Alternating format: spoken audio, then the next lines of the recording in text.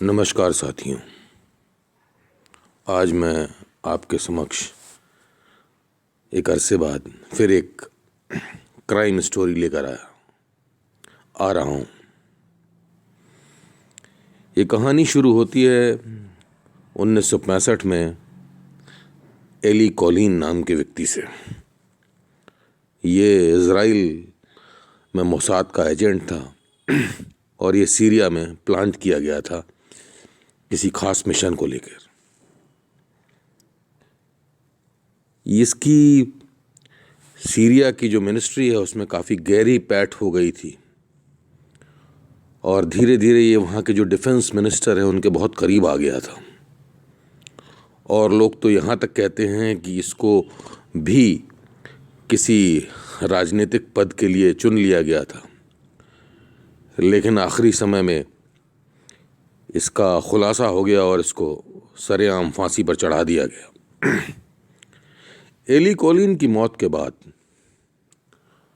Mossad की बड़ी फजीहत हुई और ये एक मोसाद के लिए एक सीख थी कि भविष्य में अब उसको कोई भी काम करना है तो जो गलती पीछे हुई, माजी में हुई, उसको दोहराया ना जाए। खैर, अब 1965 के बाद मोसाद अपने दूसरे मिशन पर था और समय था 1974, 1974। 1972 में म्यूनिख ओलंपिक में इज़राइल के 11 ओलंपिक खिलाड़ियों को मार दिया गया था ऑपरेशन ब्लैक सितंबर के तहत। और उसका जो मास्टरमाइंड था उसका नाम था अली हसन सलामी, जो 1974 के वक्त बेरूत में रह रहा था। मोसाद को अब ये निश्चित करना था कि अली हसन सलामे का काम तमाम करना है और उसके लिए उन्होंने अपना एक एजेंट, जिसका कि कोड नेम डी दिया गया था, उसको मिशन पर भेजा बेरूत। और उसको ख़ास तौर पर ये निर्देश दिए गए कि वो वहाँ रहेगा और अली हसन सलामे को की गतिविधियों पर नज़र रखेगा, लेकिन उससे किसी भी प्रकार का संपर्क नहीं करेगा। जो ऑपरेशन इस मिशन के दौरान जो इनका मोसाद का जो एजेंट था डी, वो बेरूत आता है और बेरूत इंटरनेशनल होटल में वो चेक इन करता है। बेरूत इंटरनेशनल होटल में वो इसलिए चेक इन करता है क्योंकि उसको ये इन्फॉर्मेशन थी, उसके पास ये सूचना थी कि अली हसन सलामे अक्सर उस बेरूत इंटरनेशनल होटल के जिम में आया करता है अपने बॉडीगार्ड्स के साथ, और ये उसके लिए एक सही क्या कहते हैं तरीका था उस तक पहुंचने का, उस पर नज़र रखने का। खैर, वो उस होटल में रहना शुरू करता है और वो उस पर निगाह रखना शुरू करता है कि वो किस समय आता है अली हसन सलामे जिम में, और वो उसकी गतिविधियों पर नज़र रखना शुरू कर देता है। एक शाम बेरूत में कोई छुट्टी का दिन था और ये जो एजेंट डी है जिम में कसरत कर रहा था और इसको ये लग रहा था कि शायद आज छुट्टी है इसलिए लोग ना आए, और ये अपने शेड्यूल में बिजी था। तभी इसको ये लगता है कि पीछे से कोई इसको टोक रहा है और कह रहा है अब ये जो एक्सरसाइज कर रहे हैं ये गलत है और इसको करने का सही तरीका ये है। जब वो एजेंट डी घूम कर देखता है तो उसके पीछे वही अली हसन सलामे खड़ा हुआ था। अब इस एजेंट की स्थिति बड़ी असमंजस की थी कि वो क्या करे, इसके साथ बात करे, क्योंकि उसको निर्देश दिए गए थे कि इसके साथ उसको संबंध नहीं रखने हैं और वो सामने खड़ा है तो उसको वो अवॉइड भी नहीं कर सकता है। खैर, उससे बात हुई। फिर बातों ही बातों में उसने अली हसन सलामे ने उससे पूछा कि क्या तुमको स्क्वैश आता है, मुझे एक स्क्वैश के पार्टनर की ज़रूरत है और मैं देख रहा हूँ। तो इसने मना किया। इसने कहा नहीं, मुझे स्क्वैश नहीं आता है, मैं टेनिस खेलना जानता हूँ।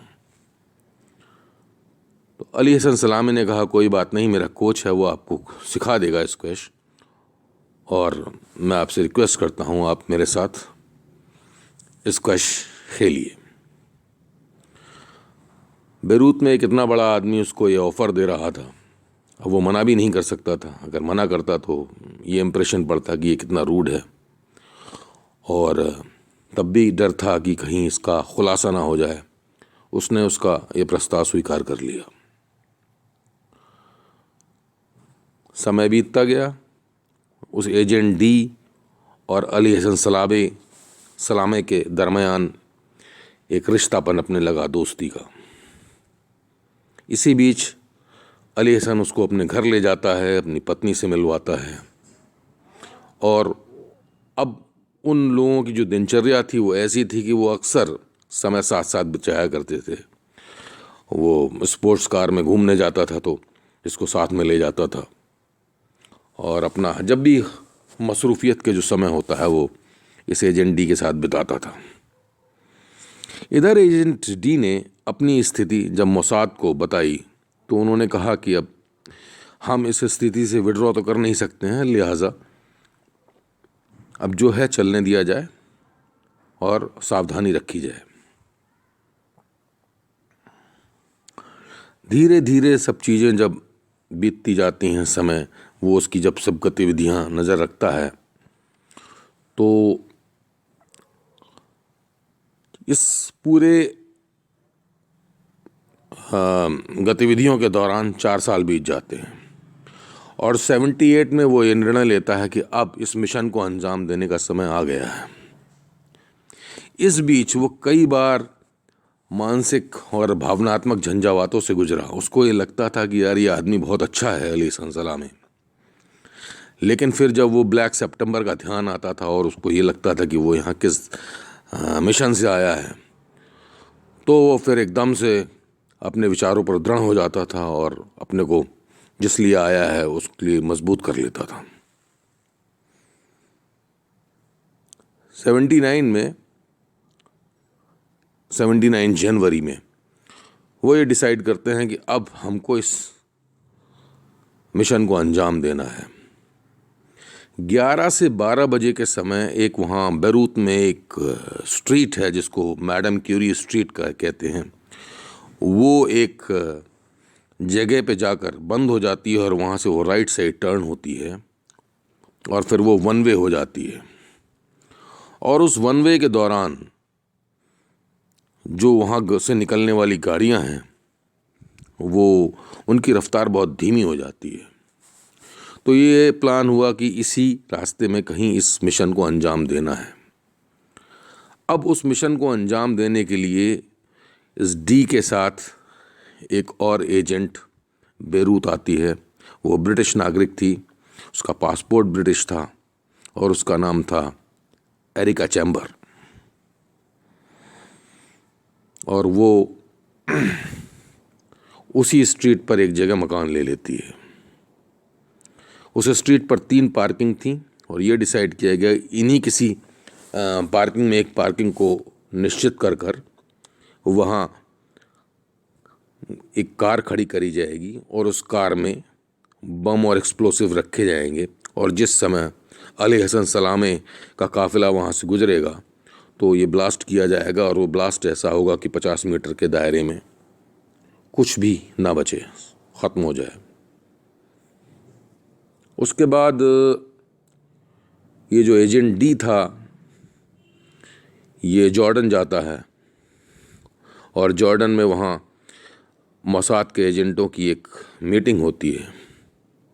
उस मीटिंग के दौरान इसको कुछ फर्नीचर दिया जाता है, जिस फर्नीचर के अंदर वो एक्सप्लोसिव से लगाए जाते हैं जो कि उसको कार में लगने थे। और वो जो फर्नीचर लेकर आता है तो उसको 2 बॉर्डर क्रॉस करने थे, एक सीरिया का और एक लेबनान का, और अगर वहाँ ये खुल जाती बात तो ये पूरा मिशन ही ख़त्म हो जाता। लेकिन वो वहाँ से बचता बचाता वो पूरे फर्नीचर लेकर बेरूत आता है, और वो जो गाड़ी का इंतज़ाम कर कर जो बारूद है वो उस गाड़ी में प्लांट करके एक पार्किंग पे लग दिया जाता है। निश्चित समय पर 12 बजे जब अली हसन सलामे का काफिला वहाँ से गुजरता है तो एरिका चैम्बर के पास उसका रिमोट होता है और वो रिमोट दबा देती है, और ब्लास्ट में चारों बॉडीगार्ड उसी समय मारे जाते हैं, और अली हसन सलामे की स्थिति बहुत बुरी तरीके से वो घायल हो जाता है और उसको अस्पताल ले जाया जाता है, जहाँ 1 घंटे के अंदर उसकी मौत हो जाती है। इस दौरान एरिका चैम्बर और डी वहाँ से जॉर्डन चले जाते हैं और जॉर्डन से होते हुए वापस इजराइल आ जाते हैं।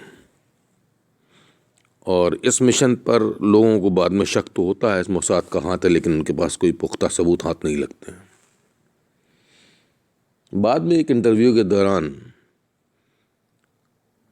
जो एजेंट डी है वो कहता है कि मैंने 5 साल का अरसा अली हसन सलामे के बहुत करीब से गुजारा और मैंने ये पाया कि वो आदमी बुरा नहीं था, वो बहुत अच्छा आदमी था। अगर उसकी ज़िंदगी से ये मिशन ब्लैक जो सितंबर था ये हटा दिया जाता तो उसके व्यक्तित्व में कोई कमी नहीं थी, लेकिन मैं किन्हीं कारणों से बंधा हुआ था, मुझे इस मिशन को अंजाम देना पड़ा। और ये कहानी इसी ख़त्म हो जाती है। धन्यवाद।